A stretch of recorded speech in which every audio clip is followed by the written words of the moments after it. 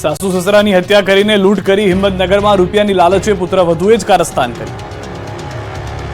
હિંમતનગરમાં હૈયું હચમચાવી દેનારી ઘટના સામે આવી। રામનગર સોસાયટીમાં નાણાંની લાલચે પુત્રવધુએ પોતાના જ સાસુ સસરાને મોતને ઘાટ ઉતારી દીધા।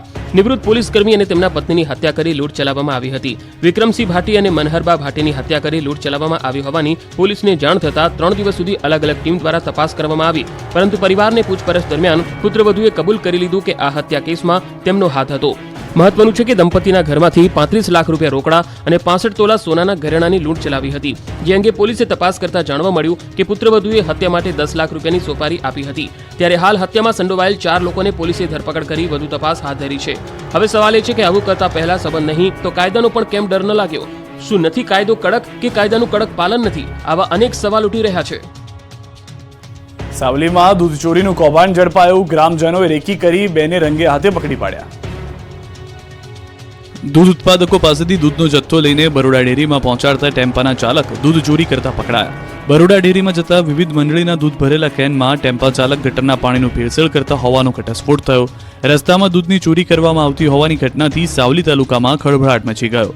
અહીં ગ્રામજનોએ જાતે જ રેકી કરીને ટેમ્પા ચાલકને દૂધ ચોરી કરતા ઝડપી પાડ્યા। સાથે દૂધમાં પાણીની ભેળસેળ કરતા ડ્રાઈવરને રંગે હાથે પકડી લીધો। દૂધ ચોરી કૌભાંડ પકડાઈ જતા સ્થાનિકોએ ડેરીના સત્તાધીશોને જાણ કરી।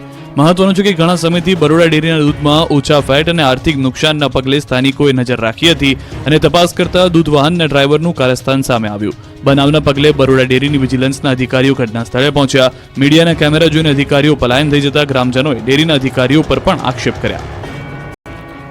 પ્લાસ્ટિક મુક્ત અંબાજીના અભિયાનમાં મંદિર તરફથી અનોખી પહેલ। કપડાની થેલીઓના વિતરણ માટે મશીન મુકાયા। યાત્રાધામ અંબાજીમાં લાખોની સંખ્યામાં ભક્તોનું ઘોડાપુર આવતું હોય છે। આ દરમિયાન પ્લાસ્ટિકથી ફેલાતા પ્રદૂષણ અને પર્યાવરણનું નુકસાન રોકવા અનોખી પહેલ કરાઈ છે। શક્તિપીઠ અંબાજી ધામમાં પણ પ્લાસ્ટિક મુક્ત અંબાજી કરવાનું અભિયાન અંબાજી મંદિર દેવસ્થાન ટ્રસ્ટે ઉપાડ્યું છે। અંબાજી મંદિરમાં પ્રસાદ માટે અપાતી પ્લાસ્ટિકની થેલીઓ સામે હવે કપડાની થેલીઓનું વિતરણ કરાઈ રહ્યું છે। પ્રસાદ માટે હવે કપડાની થેલી અપાઈ રહી છે અને એ માટે ખાસ ઓટોમેટિક વેન્ડિંગ મશીન મૂકવામાં આવી રહ્યા છે। અંબાજી મંદિર આ વહીવટીદાર અને અધિક કલેક્ટર કૌશિક મોદીએ આ વેન્ડિંગ મશીનને પૂજા વિધિ કરી ખુલ્લું મૂક્યું હતું।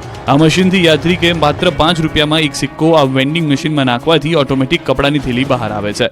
આ કપડાની થેલીનો ઉપયોગ શ્રદ્ધાળુઓ પ્રસાદ રાખવા માટે કરી શકે છે। જો મોટી થેલી જોતી હોય તો 10 રૂપિયાનો સિક્કો નાખવાથી મોટી થેલી પણ મેળવી શકાશે। હાલ ટ્રાયલ બેઝ ઉપર 2 મશીન મૂકવામાં આવ્યા છે અને આગામી સમયમાં વધુ મશીનો પણ મૂકવાની વ્યવસ્થા કરવામાં આવશે। એટલું જ નહીં, અંબાજીમાં પીવાના પાણીની બોટલો સહિત અન્ય ઠંડા પીણાની બોટલો પણ લોકો દ્વારા જ્યાં ત્યાં નાખી દેવામાં આવતી હોય છે, તેના માટે પણ મંદિર ટ્રસ્ટ દ્વારા automatic plastic bottle crusher machine મૂકવામાં આવ્યા છે, જેમાં લોકો ખાલી બોટલો નાખી જાતે ક્રશ કરી શકશે, તો તેનો કોઈ ચાર્જ લેવાશે નહીં। રાજકોટમાં કોંગ્રેસના પૂર્વ ધારાસભ્યની જીભ લપસી। જાહેર મંચ પરથી ગાંધીજીનું અપમાન કરી નાખ્યું। ચૂંટણી પ્રચારમાં ક્યારેક નેતાઓ ભાન ભૂલી જતા હોય છે। આ વખતે કોંગ્રેસના નેતાએ એવો બફાટ કર્યો કે રાષ્ટ્રપિતા મહાત્મા ગાંધીનું જ અપમાન કરી નાખ્યું। રાહુલ ગાંધીના વખાણમાં ખુદ કોંગ્રેસ નેતા ઇન્દ્રનીલ રાજ્યગુરુ ભાન ભૂલ્યા। જાહેર મંચથી કોંગ્રેસ નેતાએ મહાત્મા ગાંધી વિશે આવું કહી નાખ્યું। આવતા દિવસોમાં મારા શબ્દો લખવા હોય તો લખી લેજો। આ દેશમાં બીજો ગાંધી પાકશે તો એ રાહુલ ગાંધી હશે। એક સચ્ચાઈના રસ્તે। રાજકોટમાં પરેશ ધાનાણીના પ્રચાર દરમિયાન રાજ્યગુરુએ આ બફાટ કર્યો। એટલું જ નહીં, રાહુલ ગાંધીના વખાણ કરવા જતા રાજ્યગુરુએ કહ્યું કે જેમને પપ્પુ ઠેરવવાનો પ્રયાસ કર્યો અને તેમના માટે અબજો કરોડો રૂપિયા વાપર્યા, એ અથાગ લઈને લડ્યા અને દેશ સ્વીકારે છે, માણસ બરાબર છે। જો કે પોતાના નિવેદનથી વિવાદ થતા ઇન્દ્રનીલ રાજ્યગુરુ બચાવમાં ઉતરી આવ્યા। તેઓએ ત્યાં સુધી કહી દીધું કે લુચ્ચાઈ એ ચતુરાઈનો પર્યાય શબ્દ છે। ના, એનો પર્યાય છે બંને શબ્દો। ગાંધીજીના ગુણ ફરીથી રાહુલજીમાં જોવા મળી રહ્યા છે, એ વાત મારી એના ઉપર હું કાયમ છું। ભાજપના દિગ્ગજો ચૂંટણી જંગમાં ઉતર્યા। જેપી નડ્ડાએ દાહોદમાં સભા ગજવી। નડ્ડાએ વિરોધીઓને રામ વિરોધી ગણાવ્યા। દાહોદ ખાતે વિજય સંકલ્પ સભાને સંબોધવા માટે ભાજપના રાષ્ટ્રીય અધ્યક્ષ જેપી નડ્ડા આવી પહોંચ્યા। કમલન નજીક આવેલા ગ્રાઉન્ડ ખાતે જેપી નડ્ડાએ જાહેર સભાને સંબોધી। દાહોદ લોકસભા ભાજપના ઉમેદવાર જશવંતસિંહ ભાભોરના પ્રચાર માટે આજે રાષ્ટ્રીય અધ્યક્ષ આવ્યા હતા, જ્યાં તેઓએ વિરોધીઓ પર ખૂબ પ્રહાર કર્યા। સાથે જ તેઓએ વિકસિત ભારતના સંકલ્પને પણ યાદ અપાવ્યું। આ તરફ ભાજપના અન્ય નેતાઓએ પણ દમદાર પ્રચાર કર્યો। નવસારીમાં પાટીલ પ્રચાર મેદાનમાં ઉતર્યા। લોકસભામાં ભવ્ય જીત માટે ભાજપે પ્રચાર અભિયાન તેજ કર્યું। નવસારી લોકસભાના ઉમેદવાર અને પ્રદેશ પ્રમુખ CR પાટીલ પણ પ્રચાર પ્રસારના મેદાનમાં જોવા મળ્યા. જલાલપોર અને નવસારીના શહેરી વિસ્તારમાં બાઇક રેલીનું આયોજન કરાયું. 21થી વધુ ગામડાઓમાં CR પાટીલના પ્રચંડ પ્રચાર. ચૂંટણીના રંગ દરમિયાન નેતાઓ અલગ અંદાજમાં દેખાતા હોય છે, ત્યારે ડાયરાના તાલે એક નેતાજી નાચતા દેખાયા. દાહોદમાં JP નડ્ડાની સભામાં કુબેર ડિંડોર ઠુમકા લેતા નજરે પડ્યા. નડ્ડાની સભામાં શરૂ થાય એ પહેલા જ ડાયરો યોજાયો અને એ દરમિયાન કુબેર ડિંડોર ખૂબ નાચ્યા. ઉમેદવારો મતદારોનું ધ્યાન આકર્ષિત કરવા માટે અવનવા નુસ્ખા વિચારી રહ્યા છે. આ વચ્ચે ભાવનગર લોકસભા બેઠક પરના ભાજપ ઉમેદવાર નીમુ બાંભણિયા હીરા ખસતા દેખાયા. નીમુબેન ચૂંટણીના અંતિમ દિવસોમાં પ્રચારમાં લાગ્યા. નીમુબેન દેવભાગ વિસ્તારમાં હીરાના કારખાનામાં પ્રચાર માટે પહોંચ્યા. ત્યાં રત્ન કલાકાર બહેનોની સાથે હીરા ઘસવા બેસી ગયા. આ તરફ અમરેલી બેઠકના ભાજપ ઉમેદવાર ભરત સુતરિયા જોરશોરથી પ્રચાર કરતા જોવા મળ્યા. જામકા, માંડણ, વિસળિયા સહિતના ગામોમાં સભા કરીને લોકોને મતદાનની અપીલ કરી. ગામડે ગામડે લોકસંપર્ક કરી લોકોને જંગી બહુમતીથી જીત અપાવવાની હાંકલ કરી. મતદાનના દિવસે પ્રધાનમંત્રી આવશે અમદાવાદ. રાણીપમાં PM કરશે મતદાન. ગુજરાતમાં ત્રીજા તબક્કામાં લોકસભા ચૂંટણી યોજાવાની છે. 7મી મેના રોજ ગુજરાતભરમાં મતદાન થવાનું છે, જેમાં મતદાન કરવા PM મોદી ગુજરાત આવશે. અમદાવાદના રાણીપમાં આવેલા નિશાન વિદ્યાલય પોલિંગ બૂથમાં સવારે 7:30 વાગે PM પોતાના મતાધિકારનો ઉપયોગ કરશે. હાલમાં જ પ્રધાનમંત્રીએ 1લી અને 2જી મેના રોજ ગુજરાતના અનેક વિસ્તારમાં ઝંઝાવાતી પ્રચાર કર્યો હતો અને હવે તેઓ મતદાનના દિવસે ફરી ગુજરાત આવશે. PMના આગમનને લઈને તૈયારીઓ પૂરજોશમાં કરવામાં આવી છે. હવે ગુજરાતમાં મતદાનને માત્ર ગણતરીના જ દિવસો બાકી છે, ત્યારે ગુજરાત આખું મતદાનના દિવસની રાહ જોઈ રહ્યું છે. અહીં અમદાવાદની જનતા સાથે ખુદ દેશના પ્રધાનમંત્રી મતદાન કરવા પહોંચશે. આ તરફ કોંગ્રેસે પણ પ્રચારના ગિયર બદલ્યા. બનાસકાંઠા, આણંદ અને રાજપીપળામાં જોરશોરથી પ્રચાર કર્યો. બનાસકાંઠામાં ચૂંટણી પ્રચારનો આક્રમક જંગ જામ્યો. બનાસકાંઠામાં લોકસભાની ચૂંટણીના અંતિમ દિવસોમાં ભાજપ કોંગ્રેસનું જોર લગાવી રહી છે. ધાનેરામાં ભાજપના રોડ શો બાદ કોંગ્રેસે પણ ધાનેરા શહેરમાં રોડ શો યોજી શક્તિ પ્રદર્શન કર્યું. કોંગ્રેસ લોકસભા ઉમેદવાર ગેનીબેન ઠાકોરે ધાનેરા વિધાનસભા ક્ષેત્રમાં ભવ્ય રોડ શો યોજી મતદારો પાસે મત માંગ્યા. ગેનીબેનના રોડ શોમાં પૂર્વ ધારાસભ્ય નાથાભાઈ પટેલ સહિત અનેક કોંગ્રેસના આગેવાનો પણ મોટી સંખ્યામાં જોડાયા. કાર્યકરોએ બાઇક અને પગપાળા વિશાળ રેલી કાઢી હતી. ગેનીબેન ઠાકોરે વિવિધ ચોકમાં પ્રતિમાઓને ફૂલહાર પણ કરી આશીર્વાદ મેળવ્યા હતા. લોકસભાની ચૂંટણી નજીક આવતા જ રાજકીય પક્ષો મતદાતાઓને મનાવવા મેદાને ઉતર્યા છે. ત્યારે કોંગ્રેસના ઉમેદવાર અમિત ચાવડા પણ આણંદમાં કરમસદથી ચૂંટણી પ્રચાર કરી રહ્યા છે. સરદાર સાહેબની પ્રતિમાને હાર પહેરાવી પ્રચારની શરૂઆત કરી હતી. અમિત ચાવડાના સમર્થનમાં યોજાયેલી બાઇક રેલીમાં મોટી સંખ્યામાં સમર્થકો જોડાયા. ગુજરાતની છોટાઉદેપુર લોકસભા બેઠકના સમાવિષ્ટ નર્મદા જિલ્લાના રાજપીપળામાં કોંગ્રેસના ઉમેદવાર સુખરામ રાઠવાએ પ્રચાર કર્યો. સુખરામ રાઠવાએ રાજપીપળાના ગાંધી ચોક ખાતે ભવ્ય રોડ શો કર્યો હતો. સાથે જ ભાજપ પર શાબ્દિક પ્રહાર કરી છોટાઉદેપુર બેઠક પર કોંગ્રેસની જીતનો વિશ્વાસ વ્યક્ત કર્યો. મતદાન નજીક આવતા જ ઉમેદવારોએ દિવસ રાત પ્રચાર શરૂ કર્યો. ભાજપમાં ચૂંટણીનો ધમધમાટ. લોકસભાની ચૂંટણીના ત્રીજા તબક્કાનો અંતિમ સમય ચાલી રહ્યો છે, ત્યારે 7મી મેના રોજ ચૂંટણી થશે. ત્યારે હવે ચૂંટણી પ્રચારને ગણતરીના જ દિવસો બાકી છે, જેને લઈ રાજકીય પાર્ટીઓ છેલ્લા સમયે એડીચોટીનું જોર લગાવી રહી છે. હાલ ઉનાળાના સમયમાં લોકો ગરમીમાં બહાર ન આવતા હવે રાત્રે અને સવારે પ્રચાર શરૂ કર્યો છે. નાંદોદ વિધાનસભામાં છોટાઉદેપુરના લોકસભાના ભાજપના ઉમેદવાર જસુ રાઠવા સવારે 7 વાગ્યાથી પ્રચારમાં લાગ્યા છે. સાથે નર્મદા જિલ્લા ભાજપ પ્રમુખ ઘનશ્યામ પટેલ અને નાંદોદ વિધાનસભાના ધારાસભ્ય ડોક્ટર દર્શના દેશમુખ પણ આ નાંદોદ વિધાનસભામાંથી 1 લાખ કરતાં વધુ લીડ અપાવવા માટે કમર કસી રહ્યા છે. રાજપીપળા સહિત ગામડાઓમાં આદિવાસી મતો લેવા ખાટલા બેઠકો અને જાહેર સભાઓ યોજી રહ્યા છે. ઉપરાંત લોકોના ઘરે ઘરે જઈને ખાટલા અને ફળિયામાં બેઠકો કરી પ્રચાર તેજ કર્યો છે.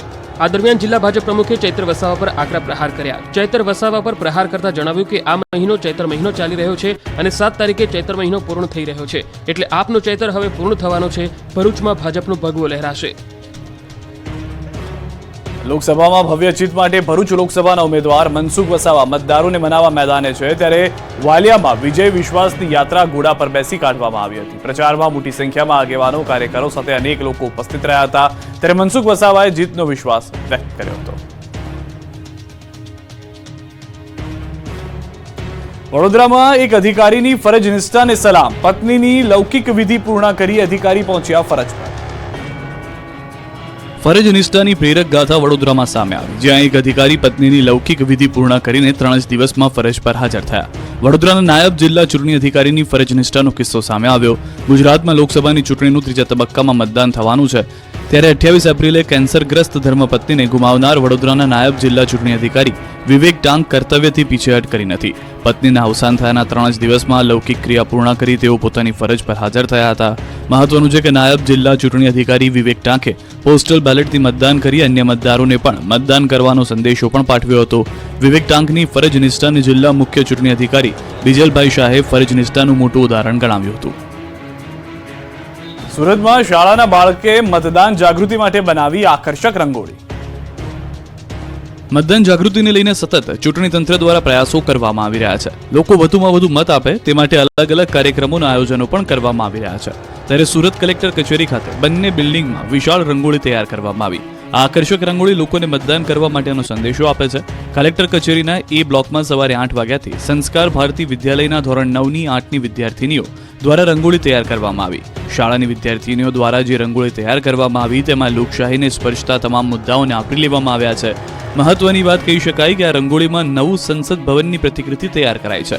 આ ઉપરાંત વોટ આપવાનો સિમ્બોલ રંગોળીના માધ્યમથી દર્શાવવામાં આવ્યો છે. બેલેટ પેપર અને ઈવીએમ મશીનની પ્રતિકૃતિ પણ રંગોળીમાં દેખાય છે.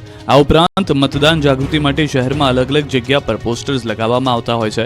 તેની પણ એક પ્રતિકૃતિ આ રંગોળીમાં તૈયાર કરાઈ છે. શાળાની વિદ્યાર્થીનીઓ દ્વારા એક અનોખો સંદેશ આપવામાં આવ્યો છે કે જો સારા નેતાને પસંદ કરવામાં આવશે તો ભ્રષ્ટાચાર વગર દેશનો વિકાસ થશે. આ ઉપરાંત લોકોનો એક મત કેટલો કિંમતી છે તે પણ આ રંગોળીમાં દર્શાવવામાં આવ્યું.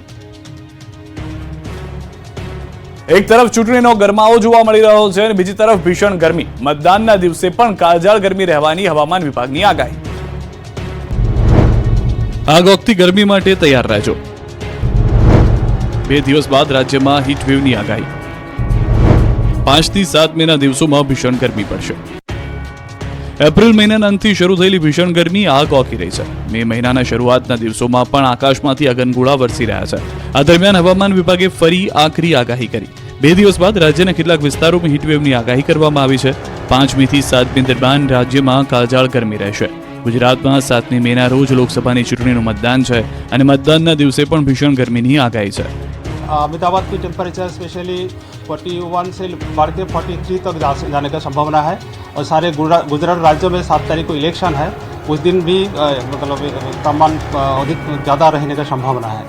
7મી તારીખે અમદાવાદનું તાપમાન 43 ડિગ્રી સુધી જવાની શક્યતા છે, જ્યારે આખા ગુજરાતમાં પણ તાપમાન વધારે રહી શકે છે.